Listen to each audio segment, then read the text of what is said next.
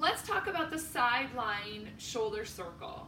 The sideline shoulder circle is a great exercise to start with before you begin doing any shoulder strengthening exercises or even any shoulder mobility work. It's a great place to start.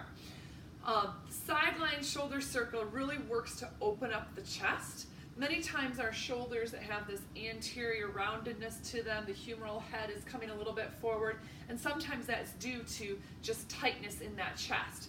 So what this exercise is going to do, it's going to open up that chest, stretching open that pectoral muscle, but it's also going to remind the joint where it's supposed to be in space.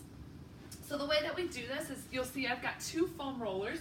This foam roller I'm just really using as a pillow.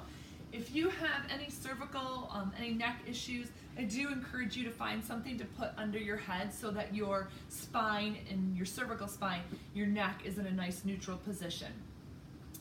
If you have a foam roller like this, we can use this as well, but if you don't, you're just going to pull your knees up towards your chest like a fetal position.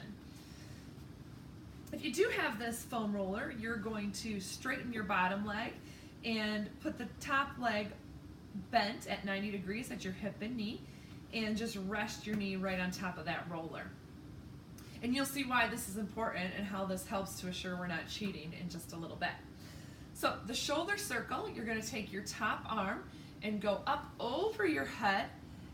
The goal is to keep that arm as straight as possible and your fingertips as close to the ground as possible as you complete that shoulder circle.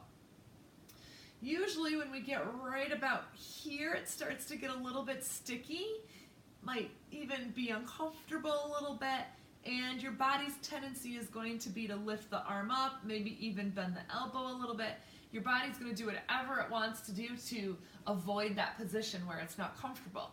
But this is where you have to work the exercise and really work through that sticky spot. So once you get to that spot that is like a little sticky and you kind of just want to rush right through it, this is where you really want to reach through those fingertips, really keep that arm straight, keep that arm close to the ground, and work through that spot. You want it to be a stretching and opening up of the joint, of the muscle, but I don't want it to hurt.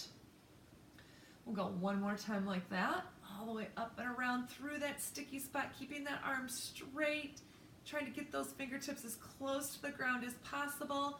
And while we're doing that, we want to also be aware of what the rest of our body is doing. Because your body will always try to find the easiest way to get something done, your tendency is going to be to rotate back. Even if I don't look back, my body may rotate back.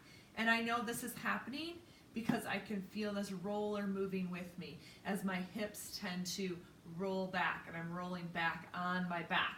That tells me I'm getting that range of motion, I'm getting that arm closer to the ground, not because I'm improving my shoulder mobility or my arm circle, but because I'm rolling backwards. And I don't want to do that. I want to work the exercise and work that sticky spot while keeping my lower half of my body locked into position. And I want to see what I can gain by working that shoulder circle. Usually I recommend 3 to 5 times on each side to really open up that chest. If it feels good, there's no harm in doing more.